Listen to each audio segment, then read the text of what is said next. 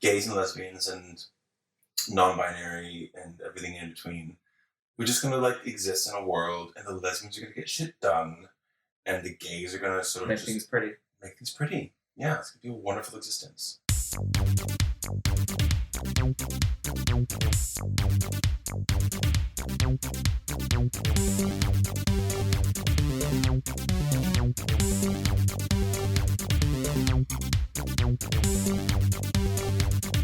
Hello, and welcome to Incomplete Geeks, a gay geek podcast where we bring you all sorts of gay geekery, some of which we know a lot about, other things on knowledge is a little bit incomplete. It is indeed, yeah. This is episode 41. Thanks for tuning in. My name is John. I'm your co-host, and over there is my co-host, Nick. We will bring you today our top ideas for cartoon characters that should be queer icons if they're not. Because we'll bring you the sardonic, and we will show you the iconic. Thanks for listening. How's that? That was a bit rambling. It'll work, I think. You know what? They can't hear you smile. They can't hear your big grin. I don't know how to feel about that. Well, hello, happy Pride! You do that. Happy Pride! Happy Pride Month. We want to talk about something positive about gay stuff, because it's Pride, someone inspiring, that kind of thing. You're talking about something positive? Who are you? And I know, it won't last long. I've had 2 sips of a seltzer, and I have no idea where I am. So, there weren't a lot of, there were no queer, actual queer icons on TV when we were growing up, especially in cartoons. Yeah. So these are characters who either were queer-coded, or we can see they probably could be, and deserve the title of queer icon. Yeah, totally. That's retroactively, and if they're still going, they'll probably be written as queer soon enough. Yeah, so you're talking about cartoons from all over the decades, everything. Yes. So what you got a list that we've got a collection. You've not shown me. You've compiled a list. I have a collection of characters that some people have suggested. Some of these I recognise, some of which I think most of them I agree with. We never deny anyone you should be queer. Okay, cool. Some more obvious and overt. Yeah. And we've actually talked, I'm assuming that we've talked about some of them before. Yeah. In ours. Okay, good. So that's what we're doing today for this episode. In celebration. We're going to be doing queer stuff all month. We do queer stuff all the time anyway. I want to try and do like a inspiring-y kind of pride thing. Pride. Yeah. Yay, we're gay. I don't know why I said we're doing queer stuff all month, because this is a queer podcast. It's a queer podcast. Yeah, okay, so thanks for tuning in. Just like, heads up, guys. Yeah. Could be the first one. What? We talk about boys. Here we go. Before we get into that though, Nicholas, let's do a very brief Geekery of the Weekery. Geekery of the Weekery. Previously on X-Men. Geekery of the Weekery. Okay. This is going to do a non-spoilery, quick 10 minutes. Yeah, because we can't talk much about it without spoilers. We'll try our best. We'll see how far we go. But we have to talk about the new Spider-Man film. Speaking of cartoons. Cartoons, there we go. Exactly. So, within the last couple of days, across Spider-Man across the Spider-Verse has just come out, and we saw it together. Yay! I loved it. I nearly fell asleep. Yes, well, it was quite long. It was very long. It's one of those things. Remember, let's talk. I just want to find out what the runtime is. 140 minutes. 2 hours and 16 minutes. 140. 2 hours and 20. That's what Google tells me one thing. I trust Google more than I trust you. I think Wikipedia said 140. Anyway, Wikipedia also said it's like the longest animated cartoon ever released in U.S. theaters. So, there you go. It felt it. I gotta be honest, it felt it. It was long. The thing is, it was so driven. Everything just kept going. There's a couple times where I thought, hang on, is this going to be a cliffhanger ending? So I didn't know. There was no pause. There was no, because it was a continuation of the last one. and that style, and then we're familiar with the style. We know the setup. We know that there's multiple characters. It started from Gwen's point of view. Mm-hmm. It just went straight into it. Yeah. And it was nonstop. And it was lots of action, lots of effects, lots of different art styles, all of which looked incredible. Mm-hmm. A little bit overstimulating. I'm sure, yeah. I mean, like, there were definitely slower moments, but they were few and far between. Like, there's like, the talk with his mom and whatever else, and like everything, this that takes longer. In the middle of this and then this, it wasn't like a build-up of a story. It was, but you know what I mean? We knew what it was, just kind of like stuff. Well, in terms of story as well, I didn't know this, but after looking, after doing a bit of research after we saw it yesterday, it was decided shortly after the first film came out in I should have looked that up. It was before the pandemic. 2018, I think it was. And they had so much that they wanted to do that they then decided to make it 2 films. So whereas the first film was like its own encapsulated story. With enough room to jump off to do a part, it was very, let's go part 2. But it still felt like a complete story. There was no resolution for this. I don't think that's a spoiler because obviously they're talking about the fact that it's a first of 2 parts. Are they? Certain websites have said that because because the third film, which is Across the Spider-Verse, is coming out less than a year from now. It's slated for March 2024. So it's just one big long thing. It's like saying Infinity War was a cliffhanger. Surprise. Yeah. But it was alright. Like, before I forget, I was telling you before how we didn't have a name for Endgame. What do you mean? Until Infinity War finished. Because that's so dumb. Anyway, because they didn't want to say it was Endgame because it's from a line in Infinity War. Yeah, of course. So I was telling you before we watched it how I didn't really watch the first one when it was out in cinemas, right? And when I did watch it, I forget. I must have watched it at my friend's house on like a relatively small TV, relatively compared to like what you see nowadays, kind of thing. But the animation felt a bit sort of stuttery, a bit janky. Can I say that word? I don't know if that's a word. But sort of like like it was sort of really stop and start. Yeah, it has the sketchy kind of. But that was intentional. So I think they animated the character of Miles Morales. I think it was 12 frames per second, which is a style kind of thing. Mm-hmm. And then in this film, I didn't really notice that jankiness as much, and that's because they increased it to 24 frames per second, which I think is like the standard for animation, whatever. And then you compare that with characters like Hobie, Spider-Punk, where his is deliberately slowed down to like 6 frames per second, and it works as a style. It all looks awesome. Like, Spider-Gwen's universe is like oil paints and beautiful, and then the Vulture is just paper and all that kind of stuff. It looked incredible. Yeah. The artwork was beautiful. Like, because they just think they had different styles for like the different universes. Obviously. We didn't need it to be 2 hours. 20 minutes long. I don't know. Guys, more isn't better. Give me an hour and a half film is fine. It was a lot, but I did enjoy it, and I want to shout out as well. I thought the music was really great. Mm-hmm. I think, like the score, like there are exciting bits. Obviously, there's dangerous bits. There's a moment where I remember the moment where the villain kind of becomes dangerous without spoiling anything. The last bit towards the end. No, it was kind of in the middle-ish, kind of, where there's the character darkens, shall we say. And like the music shifts this really creepy, ominous tones, and it was really effective. I thought I was like, "That's really good music." Because I was like, it's menacing when they do the last bit as well.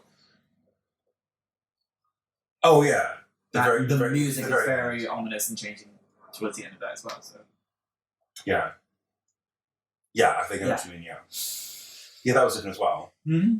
Very good. So, but the thing is, like with the frame rate and everything, I'll say go see it in cinemas. Like go see it. Don't wait for it to come on. I would actually. Also, it won't be on Disney Plus because it's Sony. It's so you're right. So go and watch it in cinemas. I had no idea. Netflix. There was a time when all the previous Spider-Mans were on Disney, wasn't it?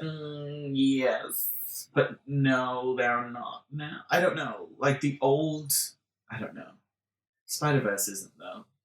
Because who gives a shit about Amazing Spider-Man 2? Nobody, but I think that I think they were sort of all for No Way Home. Yeah, I think it was. Yeah, because I rewatched. Did you? The Spider-Mans?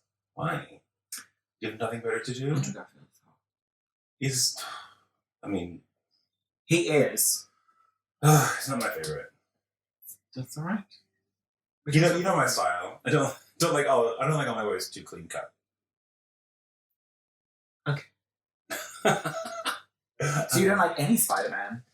Not really. I mean, I can tell that they're like when they're fit and attractive. Like obviously Tom Holland is fit. You split the boy in half. He's tiny. I know. Tiny. I would. Have you seen me? I'm like enormous. Jesus. So yes, not gay though. Not gay. Not even gay vibes or queer stuff. It is aggressively heterosexual because it's a teenage boy. He's aged up a little bit. It feels a teenage boy looking at the girl, that sort of stuff. Yeah. And they travel through all the multiverse and meet all the spider people. Every single one of them is straight and has a girlfriend or a husband, a heterosexual partner or love interest. Not even a background queer character. Yeah, nothing. I mean, the horse could have been. Maybe. I'm trying to think if there was like a robot or a non-binary something that we're missing out, and people are like, fucking idiots. It was obviously. Yeah. But or if any of the multiple characters that we do see are like canonically written in the comics as non-binary or non-heterosexual.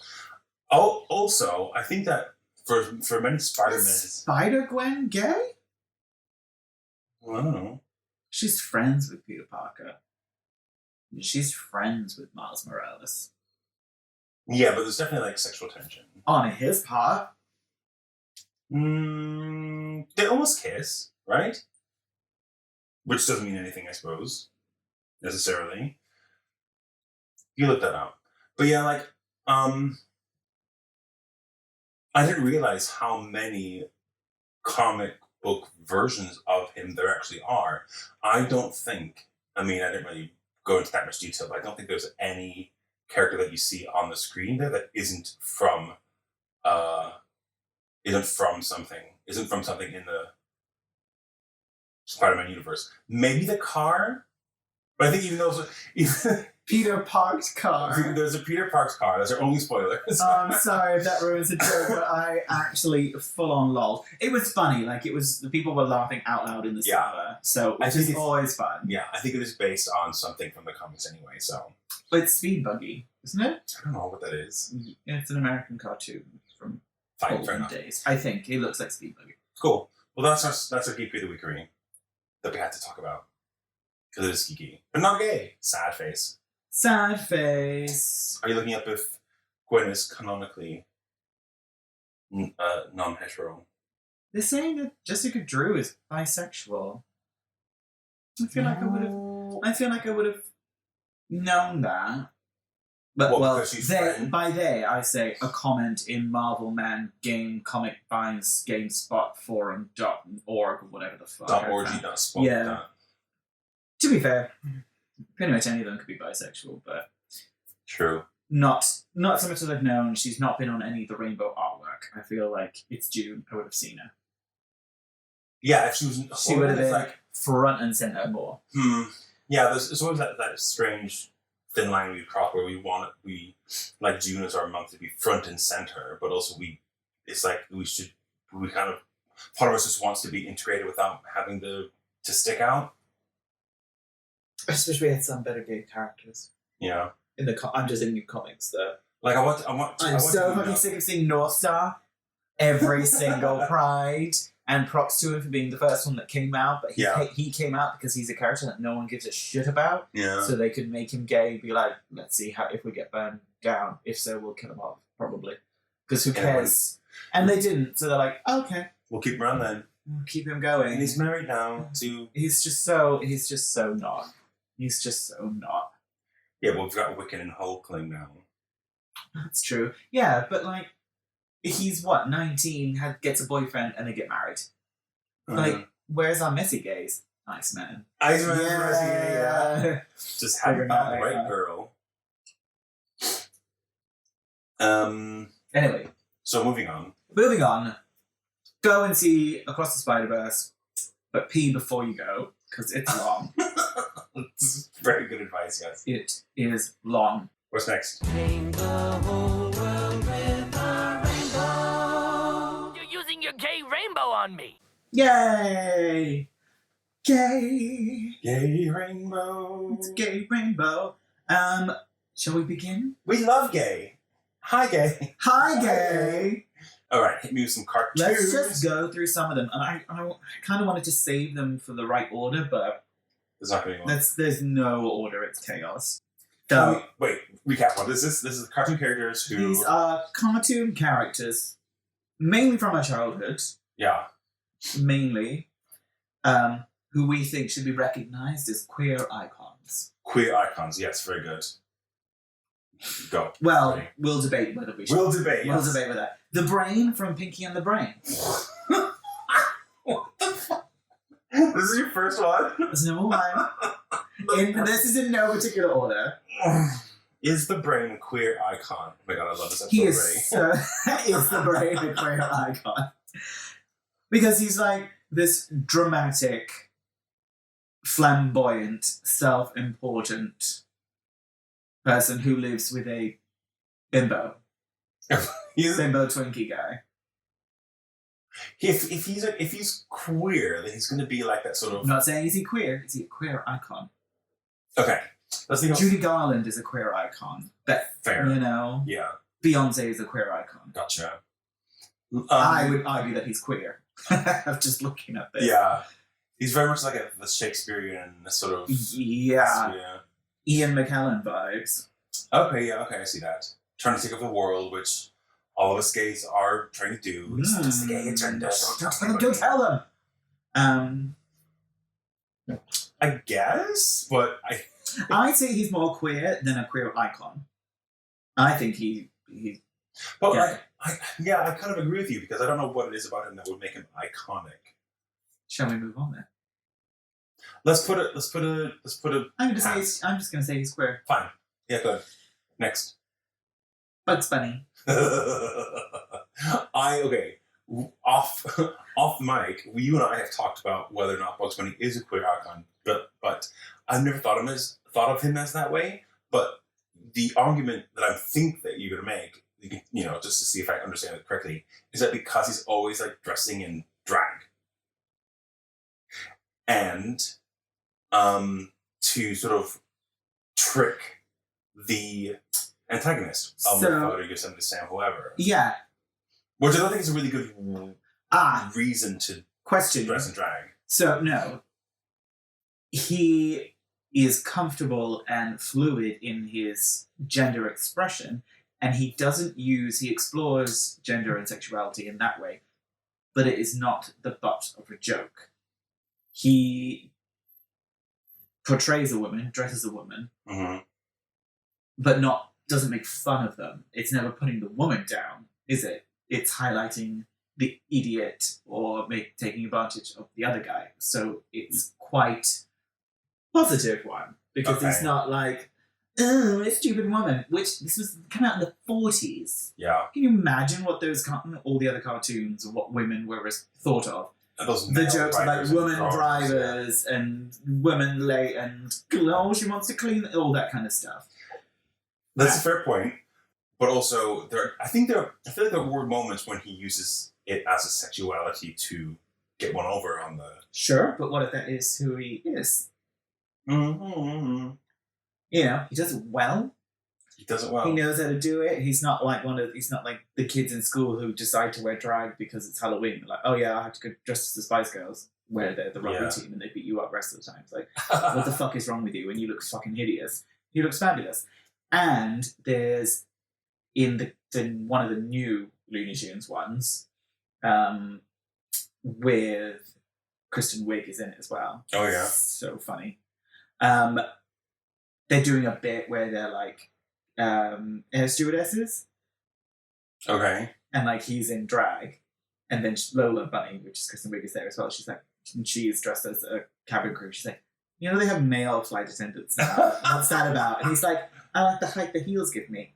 And it's just, and then later Daffy does the same one. It's like, I like the height the heels give me. And it's just, it is not a joke about women. It's not a joke about drag queens. It's not a joke about trans people.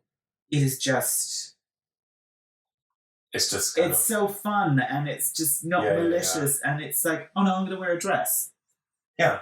Because I do. Because I do, and he's still the star. I like that. I do like how they're continuing on with all these cartoons and they actually work. Like sometimes they really don't, but that was fun. I like the also. Excuse me. I will also say that he's an icon because of he's always been sort of an outsider character, being drawn as like with the stereotypical Jewish mentality in the 40s kind of thing. That he's got the accent that's stereotypical. Like a Brooklyn kind of accent. Yeah. Like, kind of.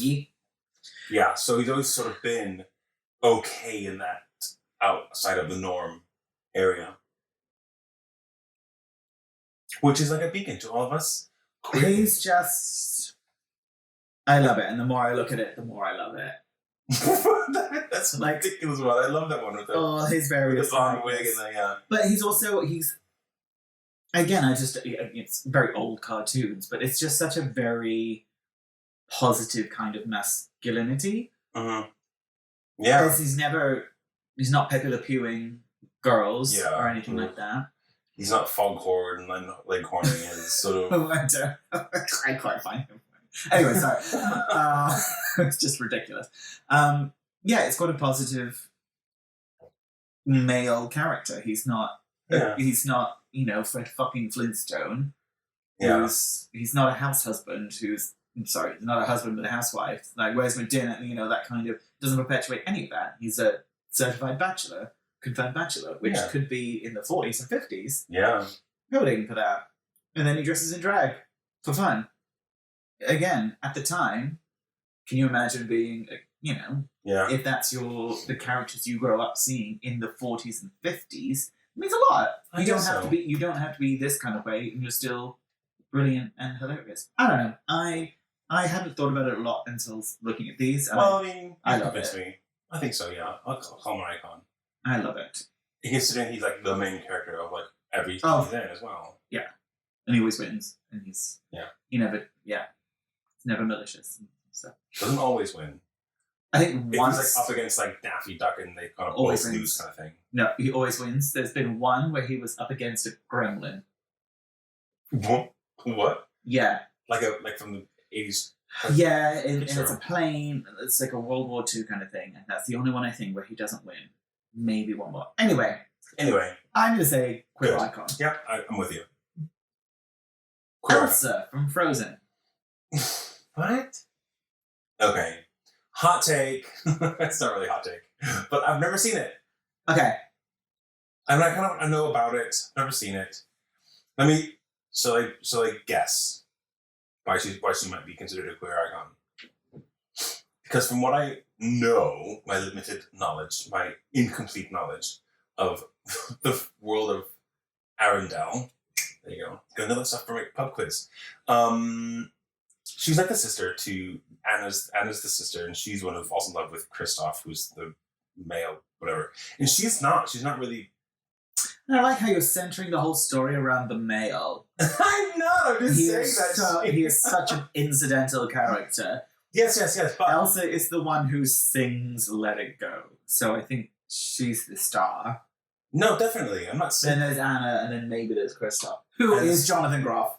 Whatever. Who is gorgeous and lovely. Not your type. Not my type. My type. But. But is it because of her sort of independence and sort of having power? I don't know. Tell me.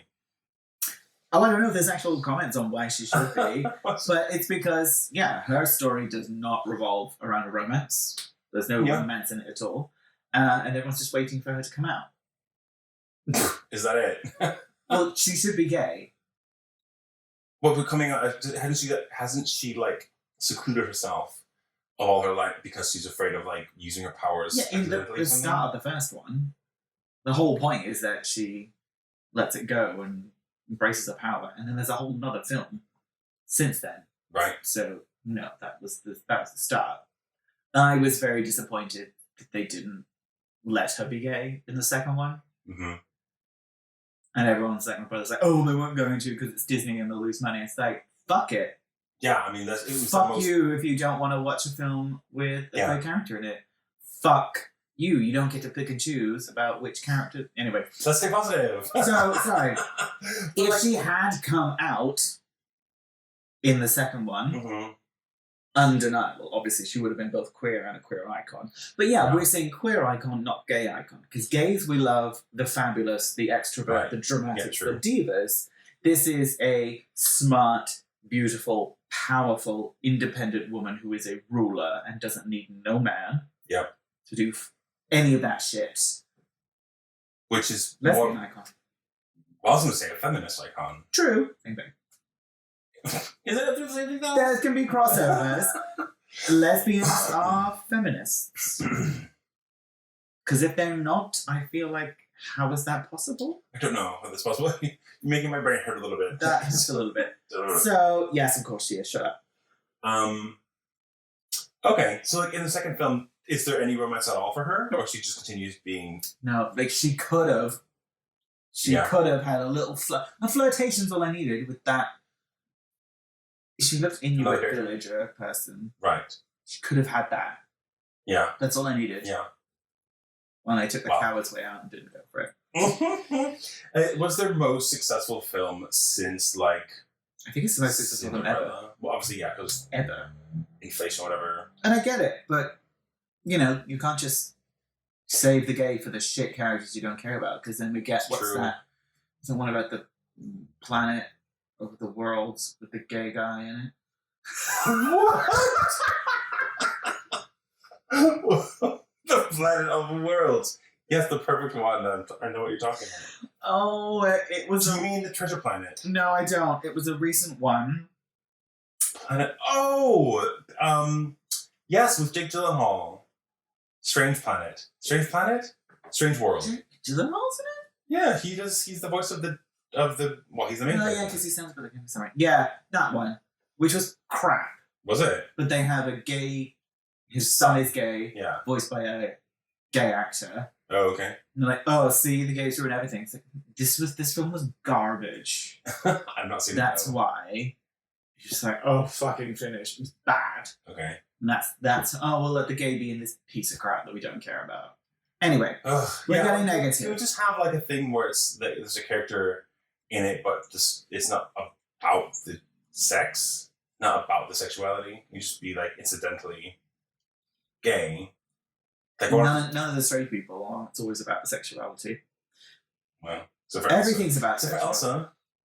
Because she's gay. Because she's gay. That's why. They say face on Nickelodeon. I have no idea what that is. Do you know what that is? Yeah, so based on what the picture you just showed me, the face was oh god. I realized Children across America introduced the reality of agendered people when they saw face, a non-corporeal host that existed beyond ideas of gender binaries, and introduced whatever the upcoming show was going to be on Nick Jr. Yes, it was the tag, the sort of next on Nickelodeon, whatever. And I think he changed color as well. Wow. Did they? To change color. I feel like that's a stretch, and they don't seem iconic, because I don't know who they are. Well, it's just literally a face, like two eyes and a mouth. Yeah, that's what it's like saying the smiley face that came out in the whatever it was, 70s, whatever, like the iconic yellow smiley face. So gay. It's asexual. So gay. Whatever. I think it's a stretch. I literally wouldn't have remembered it unless you showed me that photo. Okay. No. But I must have seen it. Them. I must have. Is it a them? Is it a they them? Is We're the face all not there? thems. Well, if you don't know the gender, we use they them in English. Exactly. So you could just say them. Well, could you say it because it's a face? Their face. Go away. I feel being really discriminatory towards the amorphous blob community. Amorphous. Many of whom could be our listeners. Thanks for listening. Please like and subscribe. If you're part of the amorphous blob community and you felt offended by these comments, we apologize. Please get in touch. Please get in touch. Okay, this one's a stretch, and I don't know if they're iconic. Should we skip over that one? I don't know who that is. Show me quick. It's from Hey Arnold. Which one? Grandma and Grandpa. No. Okay, hear me out. Literally what it says. Grandma and Grandpa and Hey Arnold do love each other, but apart from Grandpa's crush on actress Hedy Lamarr, doesn't it seem like the two were always best friends who had a lavender marriage? And children? A lavender marriage is an opposite-sex marriage meant to conceal one of both partners' queer identities. I think Phil has an old Navy buddy and Gertrude has an old housewife friend in their past. Many gay people in the olden times got married and had kids. Yeah, I know. I I heard. I don't see them as iconic. They weren't the most interesting, although that is Tress MacNeille, who is iconic. Yeah, she is iconic. She is iconic. I don't get. She got name queer dropped in The icons. Simpsons once. That's how iconic she was. Oh, Tress MacNeille.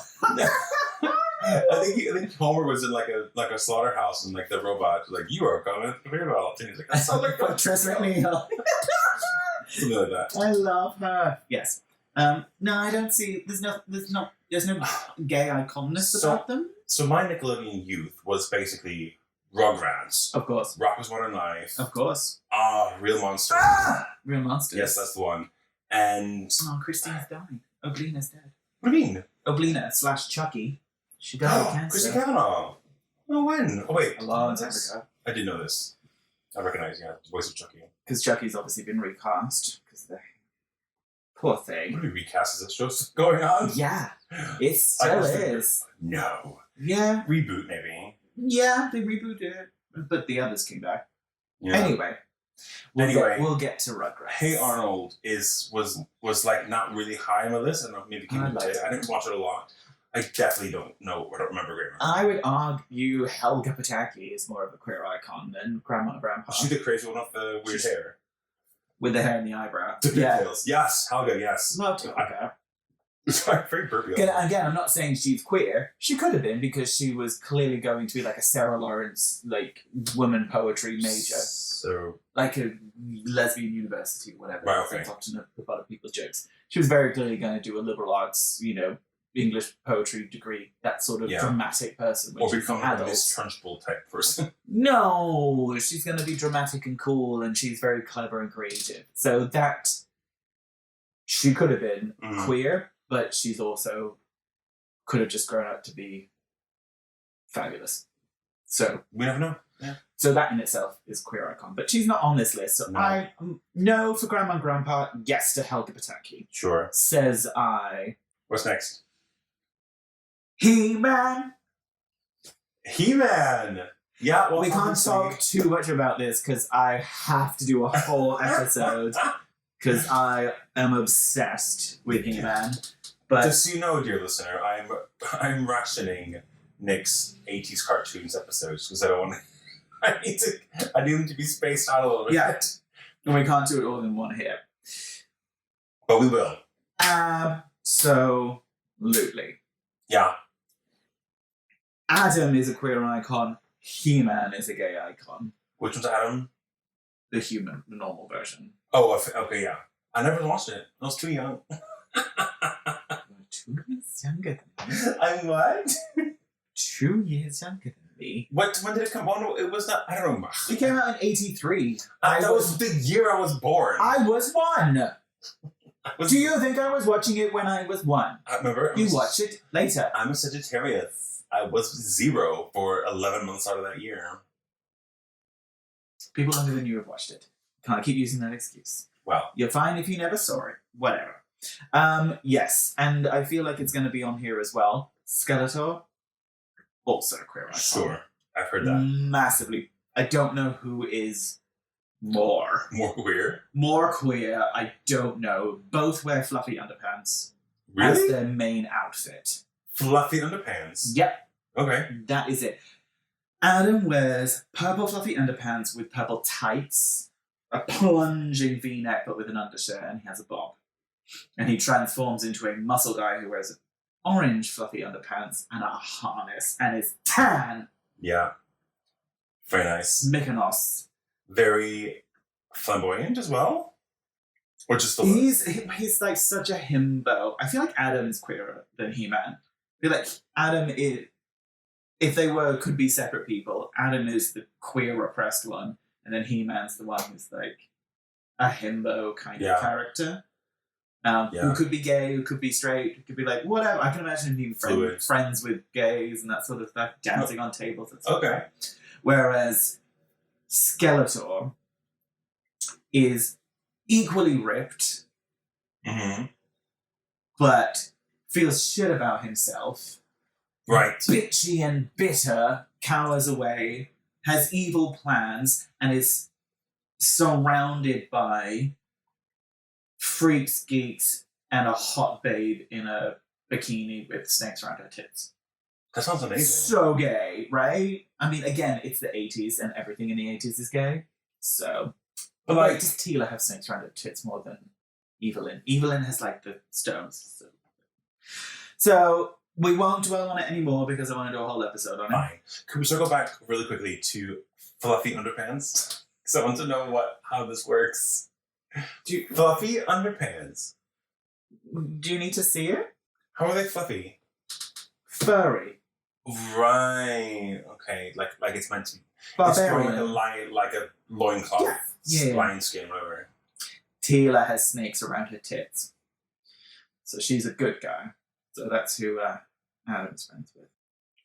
And he was supposed to be like paired up with Teela, who's this badass sexy babe who kicks ass, teaches him how to fight, and then nothing happens romantically.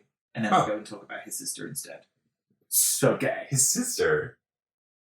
She-Ra. Oh, of course. I didn't know they're brother and sister. Don't hate me. They're long-lost twin siblings. I've just ruined the whole movie now. I'm so sorry. Spoilers, I'm sorry. But they were definitely in the same show. She's a spin-off. She's a spin-off? Yes. So she wasn't... Okay, fine, yeah. So... James from Pokemon. From Rocket. Team Rocket. Oh, okay. It's in a bikini with actual boobs. Like, he just manifested How boobs. does he get boobs? Power of television. Doesn't matter. Yeah, well... Yes, I think both of them are. They're both gay icons. So yes. queer. Sorry, queer icons. Such queer icons. Whether they are queer or not, I love, again, when we talked about it with Jackson, I love how they don't give a shit about gender norms. They will just, again, it's like, let's put on swimsuits, and so of course he puts on a bikini. Yeah. And how he's always the sub and that sort of stuff. I love it. Absolutely. Because why wouldn't you put on a bikini? Of course I would if I had those boobs. If you had a body like that. And manifested that body. My God. So, yes. I say. So, I mentioned this in our Pokemon episode. Go listen to that if you haven't listened to it already. But I thought they were siblings. I probably would have thought that too. Do they, like, make out or anything? I don't think so. Well, would they? So they could be, but they're not. But they're not. Okay. I mean, I think that's what we talked about. But that makes it even queerer. Yeah, perfect. Yeah, exactly. It's like whether you're siblings or it's like, here's my bitch. And you just like hang out, but she's the one who's in charge. That's so gay. I love that for both of them. Yeah, of course. Whether she's queer or just she's the one that's got it together. Yes. That's the same way. And there she's going around with her little Twinkie friend, James. Yeah. Oh. Yeah. So Perfect. gay. Fantastic. I actually never have watched that cartoon either. I watched some of it, but like I haven't watched it recently. Yeah. But I think that's fine. I get it. We're in agreement about that. Yes. Fantastic. Krunk! I love Krunk! I love Krunk. I love Krunk so much and what he represents as the pinnacle of himbo culture. Yes. He is the apex that very few other characters are able to achieve of Yeah. perfect himbo status. That's amazing. Like we literally were just talking about how he's always like, there's always like the strong female who gets shit done, is no nonsense, and the what we just talking about, the Twinkie friend, but he's like the himbo friend. Is that just the basic template of queer icon? Like We just need strong badass woman who gets shit done and hot dumb guy who's dumb. along for the ride. dumb male who And does the that's- heavy lifting, but also gets shit up, fucks shit up. Yzma, who is also a queer icon. Yes. Bertha fucking Kit. Yeah. And Krunk. And Krunk. Krunk. Krunk. We don't want to have that leader. He's amazing in so many ways. He just sort of like, yes, 100%. He's a queer icon. He's just got that himbo quality. He follows orders, but also makes friends with the squirrel. Like he always Has no interest in gender norms or any of that. Sure. Like he's never irked by the fact it's a woman boss. He's doing Yeah. the cook. You know, his spinach puffs were delicious. Oh yeah, he does the cooking as well. He doesn't give a shit about any of that. He is kind-hearted as well. Yeah, making Yeah. friends with the kid. None of it. He's genuinely like a good-natured kind of person who's just sort of got this evil boss, you know? If he's not queer, he would be a fucking fantastic ally. Like Oh, if yeah. he's friends with gay people, like if Of he course. like amazing. I love Patrick Warburton. He's so good. He's the same voice in everything. In everything. and it's perfect. He's in Family Guy as well. Did you ever see them remake The Tick? Yes and no. It- I did, but I don't remember anything from it. I want, Was he in the live action of it? yeah. Yeah, I can He's- see it. Yeah. It's he plays it very well. Well, there's a remake, a more recent remake. They try so hard to make that show work, and it just never works for Yeah. them. But he was a really good Tick as well. Yeah. Absolutely. He would be. Very Yes. good. Both Totally. approved. 100% approved. I've got Li Shang from Mulan. Which one's Lee? Is Lee the guy who... Let's get down to business. Because he feels attraction to Mulan when he thinks when it's pink, she's a boy. he's attracted to that. So either he's gay Yeah. or is Or it pansexual? yeah. What is it? Where it's not the expression, it's the person. Yeah, it's everything. And Shag everything. No, not shag everything. It's emotional connection to it. Sure, of course it is. Emotional connection to them. connection. That's fine, thanks. Which is impressive in a very patriarchal role Yeah. kind of thing. I mean, okay, again, I've not seen the film. And isn't it... Wasn't... What? I've not seen Mulan. The cartoon. Or the live action either. How do they draw that? How do they make that work? How do they make it so that he was like feeling attraction to this lead character, but not knowing her true gender? Why haven't you watched Mulan? I don't, because I'm dumb. I haven't watched Frozen either. I just... Mulan is more important than Frozen. No one watched... Find me in the comments, guys. Mulan is more important. Okay, they than didn't care Frozen. anyway. Mulan was more important than Frozen. Fine, I get it. But no one watches movies with me anymore. I'll watch Mulan with you. It's one of my favorites. Little Mermaid, Mulan, Emperor's New Groove. Oh my god, yes. All three. I don't know. So they kind of make it that they're like, I don't know, a little bit awkward around each other. Mm-hmm. Mm-hmm. And you can tell they have a few moments where he saves him, and they're like, I think you're doing that sort of light vulnerability. Yeah. It's very good. It's no Okay. overt thing. They don't get married in the end. It's just do you want to have tea? Lovely. That's good. Something. I think Because they like, said something. It's a very, very slow, not, I've seen you on a boat. I'm going to give up my entire life and get married. which has Which I love, but still. So the interesting thing about that then is because she's obviously This is not the Mulan episode. no. We can do a Mulan episode. We could do Mulan episode purely because of this character. Yeah. So I would say I wouldn't see him as a queer icon. I see him as a hot fucking stud. Okay. A hot piece of meat for us to lust over. Not necessarily a queer icon. What does it mean if you like a... Donny Osmond does the singing voice, you know, that's just pure sex drive there. Just what are your dripping sex, Donny Osmond. dripping sex out of every pore? Every fucking pore. Yeah. I would say he's a hot stud rather than a queer icon. Being an icon, like if you were growing up watching that film and you were like, because obviously as the viewer you know that Mulan's a female undercover and disguise. Yes. Doesn't work. But then like do you actually feel like you connect with this lead character because if you are having feelings like that, you don't, because you know that it's just a trick, like it's not real. Yeah, I don't think so. I'd say Mulan's a queer icon. Yeah, of course. And she has like a little Twinkie sidekick that fucks things up. Right? Oh my god! The drag is the drag. Yeah. Yeah. Okay. It's Eddie Murphy. Mushu. Yeah. Yeah. That's also, to be fair, that could also be the template for most Disney movies. So we'll move on, shall we? We'll move on. So we're gonna say no to Lee Chan. Guess we'll do you. You're not an icon. Okay. Next. Ren and Stimpy. Oh.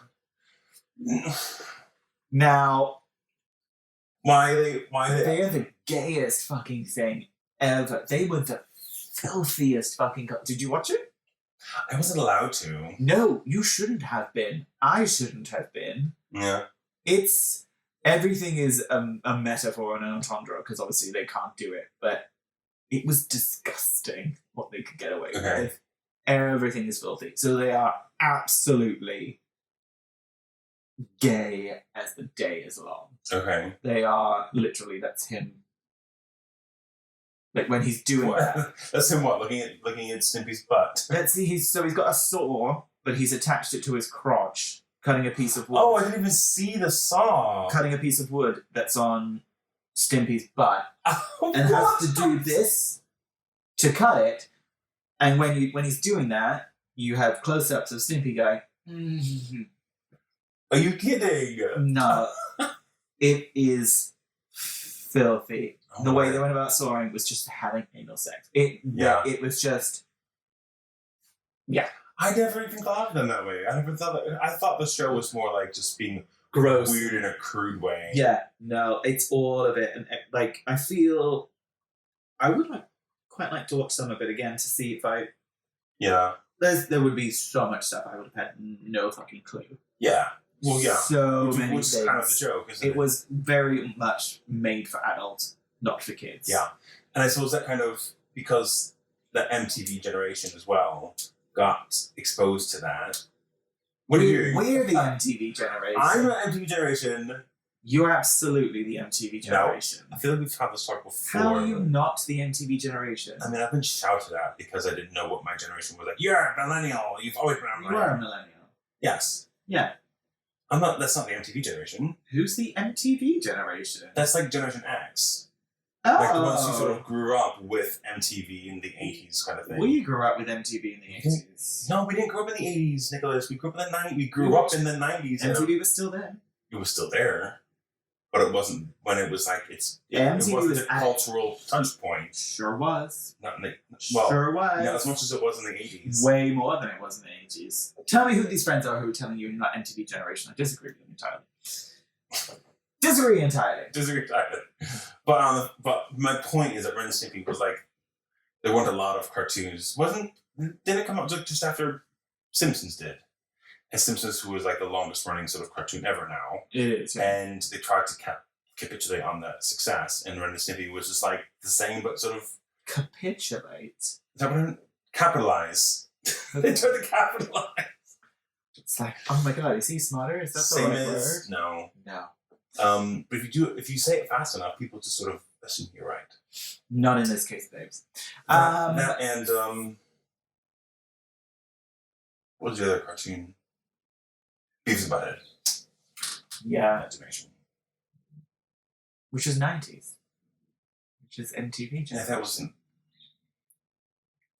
Anyway. You're right, I'm wrong, sure, whatever.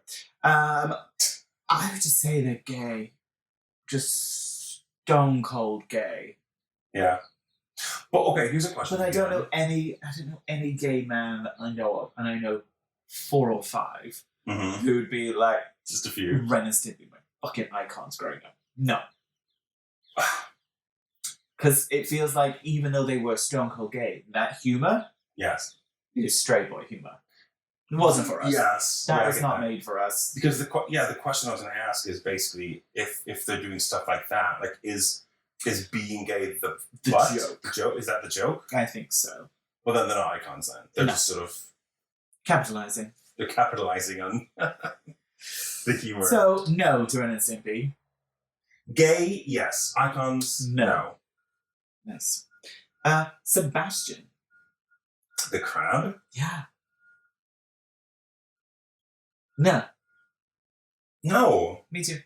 Oh, of all the characters in that film, there's so many more queer icons. We'll talk about her in a minute. That's fine. But yeah, they're like Sebastian's a gay man with a lot of internalized misogyny who needs to learn how to talk to women, especially Ariel, whom he patronizes through most of the film. Yes, he does it because it's his job and he doesn't want Ariel to get in trouble. But he needs to watch his tone. True. Fine, I get that. I get the sort of the strong up sense of the character. I can see a version of him, of a Sebastian in real life. They are not iconic either. No. So we're saying. I think he probably, Oh, this list isn't about icons. It's just about people who they think are gay. That's fine. But that's fine. Our episode is about icons. Yes. So we're not. They're not saying, "Oh, he's an icon." They're just saying he's gay. Fine. Yes. I can see that Sebastian is gay, but also not iconic. Yeah. Next one's Splinter. Why? A single rat who works too much. A single rat who works too much, who loves the kids. Yeah. Single dad. I don't think it's particularly gay. He's not fabulous. Look at what he's wearing. It's some sort of fucking ragtag thing. He was also the same thing throughout the whole show. And he's meant to be that kind of stereotypical sensei, in the sort of the karate world. How do I say this nicely? In that kind of environment, he's the older, wiser, sensei, teacher that isn't really thought of in any way sexually. Anyway, so we're talking gay icon status, not in terms of fine. Queer icons. In terms of being a queer icon. What is it about him that is not queer? Iconic. No queer. Again, just no anger at the list. It's telling different things. These are just characters who have stuff. Mm-hmm. So I'm saying no. Let's move on. Move on. We're still we've got tons to do. SpongeBob. Okay, so he's so gay. He's iconic. He's so fabulous, and he's just weird and wacky. And I say yes to SpongeBob. I would also say yes to Squidward because he's the miserable bitch version of gay that I identify with. Yeah. Like Filbert and that sort of stuff. Oh yeah. Speaking of, and Heifer. Yeah. From Rocko's Modern. Yeah, well, he's gay, but I don't know if he's iconic. The fact that he's adopted by the wolves and doesn't know he's adopted, I forgot. I forgot about that. God, that was such a good show. And they did a reboot, didn't they? Did you watch it? No. Because he came back. Because the show finishes, like the house blows up and they go into orbit. That's the end of the show in the 90s. I didn't know. And they recently come back and they crash land. And now they have to figure out social media and stuff like that. Rocko's Modern Life. It really is. I love it. And the funny thing is, like, Tom Kenny, who does SpongeBob, also does Heifer. Same voice. Is Tom Kenny gay? No. I'm just saying that he's got that down. Gay fabulous voice. Yeah. I wouldn't say Heifer's iconic. Maybe not. He didn't get his status. Funny and a bit gross. A bit reminiscent, gross, that show. At times, yes. But I was allowed to watch that one. Yeah, me too. SpongeBob, I'm going to say yes. Sure, yeah, I get it. And the thing is, like, he's so queer, he's so fabulous in some ways, or stupid, or dorky, whatever. It does not bother him, and so iconic. The reason that's iconic for LGBTQ people is because that is what we should strive to be. Like, we should just be ourselves and not give a shit. So fucking happy. Yeah. Being a fucking fry cook hanging out with his best friend. I thought you were going to say something. Being a fag. Fry. Oh my god, how long does this go on for? Oh my god, we've got so many. Okay, we've got a few more on this one. Okay. I'm gonna skip through some of them. Timon and Pumbaa. Oh god, yes. Yeah. Yeah. I would say yeah. Totally. I think, well, aside from the fact that which one is, Timon is voiced by Nathan Lane. And then Billy, what's his face in the new one? So he's been voiced by really? gay actors both times. Oh. Which wasn't Nathan Lane himself as a gay icon? Yeah. Oh god, so much so. And gay I think they knew that. I love it. Absolutely. Yeah. Yeah, definitely. And the fact is, like, they are like, you know, a relationship where they sort of raise this king of the jungle. Yeah. You know? Told him to be himself and live his own life, do what he wants. Yeah. Yeah. And they're so iconic. Like, God, if you remember that film coming out, everyone was obsessed with them. Mm-hmm. Right, Lisa? Yes. I say. Yes, of course. I'm in agreement. Fantastic. Next. Velma from Scooby-Doo. Okay. Are you grunting? You go make first. Squeaking noises with your sofa. So I can delete it later. I despise that show. Which one? The show of Scooby-Doo. I just think it's a dumb all show. of it? I mean, Throughout all time? I never every really watched incarnation? anything recently because I never liked it growing up. I was a Scooby-Doo fan. My brother was a Scooby-Doo fan. It came out in the 70s. He's only a few years older, like, chill out. But yes, we watched Scooby-Doo. I say that because he's listening now. He's like, wait a second. Just in case. He's only a few years younger, and he's so successful and everyone loves him, so he's fine. Oh, your brother's younger? No, he's older. That's what I thought. Oh, jeez. Yeah, so we were definitely a Scooby-Doo household. And everybody hates Scrappy-Doo. I was very happy to discover that everyone hated Scrappy-Doo. I thought it was just me. No, the entire world. No one hates Scrappy-Doo. So, absolutely, yes, she is. Okay, I can see it, but also I never really cared that much. I can also understand that because the 70s shows are awful. Those 70s cartoons with the canned laughter and all that crap, atrocious. But we loved it. I can see why she's a queer icon because she is the badass bitch who gets things done. Badass bitch who gets things done and who has a sidekick or three, all of them, to sort of fuck shit up. Yeah. And, you know, you've got like the Pretty Fred, who's a Pretty himbo, Friend. who is a perfect himbo. Well, he's not nice enough to be a himbo. Wasn't he like rumored to be like the classical sort of drug addict kind of sports person? Or am I making that up? You're making that up, but that probably works. Yeah. Also, And he's only ever been voiced by Frank Welker. Oh, really? Okay, yeah. I know how much you like Frank Welker. Obsessed. He wasn't voiced by Frank Welker in A Pup Named Scooby-Doo, which was them as kids, which of course the 90s, and they loved that because he was a kid. However, his uncle Freddie was in it a couple times. Okay. Who was Frank Welker? That's hilarious. It was the same thing. Who was it? So the voice of Shaggy as well?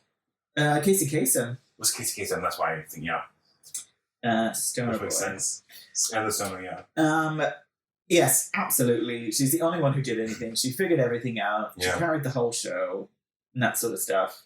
And I'm pretty sure she's out now as a lesbian. I'm pretty sure I think so, yeah. they've outed her, and that's wonderful. And it took way too long, and it's great, and I'm happy. Yeah. Perfect. In our ideal world of LGBT people, that's just going to be us, gays and lesbians and non-binary and everything in between.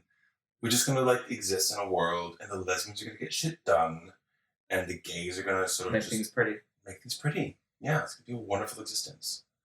I will always, always, always vote for president of the world to be a lesbian. Can you imagine? Can we not just have our own... Anyway. Well, yeah. We can work on it. We'll figure out the rest. It's fine. We have scientists. There's gay scientists. Okay, the last one on this list, there's loads more if we want to carry on. It just says all Disney villains. Please see episode 3 where we talk about through Disney all villains. of them. Yes. Yes. Yeah. All of them. Literally all of them. Name one that's not queer-coded. Yeah, like all of them. Not even just Disney as well. It's like didn't like Shrek had a gay coded villain. No, he was like the first one was an incel because he was a short. The King Farquaad was like a short, unimportant guy. Oh, I didn't know for a long time. His name is even a pun. Fuckwand. I didn't know that until now. Oh my god, I'm so fucking basic. I didn't notice that. Oh my god, I love that. But yeah. All of them. Good. I should be offended because they only let evil or the bad ones or the ones that we're going to kill off be the queer coded ones, and it puts the association that queer characteristics make you evil or bad or whatever. But at the same time, backfire because everyone loves the villains more than the heroes, especially as we age. So it's just made us all love the gay characters. Well, I mean, it doesn't make people want to be evil. It makes people think that gays are evil. Yes, that's the dangerous part. Yeah, but it doesn't liking the evil characters doesn't make you want to be evil. It makes you want to enjoy be gay. A good story. Let me put it the right point. Sorry. Like a good story. So like the more evil the character, the more you want to root for the good guy to take him down, I suppose. And so it's like if you want to make a good story, then you make a good character, and like it still has a backfire because you hate the. Certainly you hate the character more if you can find something about them that is just different or off, and it tends to default to queer. Yeah, well, queer. Yeah. So yes, but icons, all of them. All of them. Unless you want to finish up some honorable mentions. I want to do this honorable mention. Okay. Peppermint Patty. From Peanuts? Yeah. An icon because of all the gayest of gay, the gayest of gay characters, and her best friend Marcy. Yeah, okay. The lesbianist of lesbianist characters who were just there the whole time. Yeah. Showing us a different way for the girls. Because I like their little weird group that there's always someone fancying someone, that sort of thing. And yes, she fancied Chuck, whatever. Marcy was just there. Just showing that little kids, there's different ways to be, different kind of, you don't have to be that sort of stuff. And she was so lesbianic, and that's fucking brilliant. And that's funny because actually, with any sort of large group like that, you do get just to be different. There's a few characters who are just stereotypes of other things, and if they include somebody like Marcy, it's great. It's inclusive. I want to give another honorable mention, please, to Garnet. Yeah. Is she on the list? I've got Peridot. I think it's Garnet who is. Which one's Peridot? Green. Show me, if you can find it. Oh, everyone's gay on that show. I don't think she appears. Okay, I've only seen the first. We're talking about Steven Universe. Yeah. I've only ever seen the first season, and I really want to watch it because I was just looking it up just now. Gay. All of them are gay. Queer. All of them are queer. And Garnet is the one voiced by Estelle, I think. Pretty sure. The big one with that kind of looks like sunglasses. Yeah, with glasses. She's all very business, whatever. Have you ever seen the show? I think I watched one episode and it didn't grab my attention, but I will try again. I would love to do an episode about Steven Universe. We sure should. It's very, very queer. We sure should. I need to watch the rest of it first. But like even in the first season, you do learn there's this whole mythology about the gemstones and how you can use your powers, whatever. And then it turns out there's a way you can combine, the characters can combine themselves to become even powerful. Of course. More powerful. To stick to the baddie, whatever. And Steven Universe is the kid who is the son of the leader who had died giving birth to him or something like that. And so the other three are sort of protecting him. He's not manifested his powers yet. Also, he's a boy, so they're like, we don't know what's going on. Because all the gemstones are female. But it turns out that Garnet has been actually 2 gems all along. So like, there's a point towards the end. Spoiler. Yeah. Sorry. Spoiler. Let me cut this in to put it. Spoilers for Steven Universe. It's spoilers for me. I haven't watched it yet. I will tell you about it. This is just the first season. It's fine. So that sounds like a good twist. So like, the whole time she's been two that have been sort of, I forget the word they use for it because I've not seen it for a while. But how they just sort of work so well together that it's just become one entity. Which is also why she's like a bit stilted in her sort of emotions anyway. But it works, and when you realize that it's the two of them, it's really touching. Also very queer because That's cute. it's all female. The combining So queer. I have another honorable mention, but I won't talk much about it. Mention it briefly. She-Ra. Of course, yeah. We talked about He-Man, but She-Ra made me gay. 'Cause Okay. she's iconic and fantabulous. But let's not go into that because we're doing a whole episode. Should I do them separately? She-Ra is her own like icon, isn't she? She sure shit is. For a different reason than He-Man. And that's She-Ra's sword. That's She-Ra's sword, not He-Man's. Everyone says, oh, because I've got tattoos of 80s stuff on my arm. And everyone's like, oh, let me guess, that's He-Man? I'm like, no. Look more She-Ra. carefully on the hilt. There's a stone in it, but that's fine. Yes, so I'll probably do that. But yeah, she is my queer icon, no matter how old I get. Yeah. So this whole podcast is basically talking about your tattoos one by one. Yeah. We've done that one, and that one. Yeah. Which one have we not done? Transformers. Oh. It's too straight. It's not Okay. gay. Although they're all men. Yeah. So how do they reproduce? Um, Lovely. Happy Pride! Happy Pride. Go watch cartoons and gays and tell us the gay cartoons that you love or iconic queer characters or characters that are queer icons. That was a sentence. Yeah, you got them in the end. Go forth and watch cartoons and be gay. Yay! I sure will. If you can think of any other iconic queer icons that we have not talked about, let us know in the comments below. There's no comments, but you can email us at incompletegeeks@podcast. No. What am I saying? incompletegeekspodcast@gmail.com. That sounds right, yes. You can also reach out to us on the socials. We are on Instagram and TikTok @incompletegeeks. Give this episode a like, share it with your friends, subscribe if you haven't already on Please do. Spotify or Apple Podcasts or Amazon Podcasts, or whichever. And Google, I think, as There's a couple of podcast. ones as well, yeah. Yeah, sure. Because we do enjoy this. Yes. Yeah.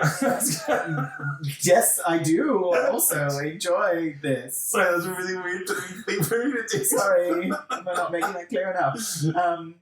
Yes. I was like this, say like, do you want to do it? Because I always do it. We like doing this. We need your help to keep the show going. Please get in touch. Let us know if you have any ideas for episodes we could do. Yeah, who were they, like any kind of characters or queerness or any kind of show or thing you want us to talk about or that you loved or hated or whatever. Sure. We'd love to delve into it. I don't know about all of them. It'd be lovely to learn more about them. We don't know about every single geek thing out there because you know what? We're not complete geeks. But we are working on it. Thanks for listening. Bye.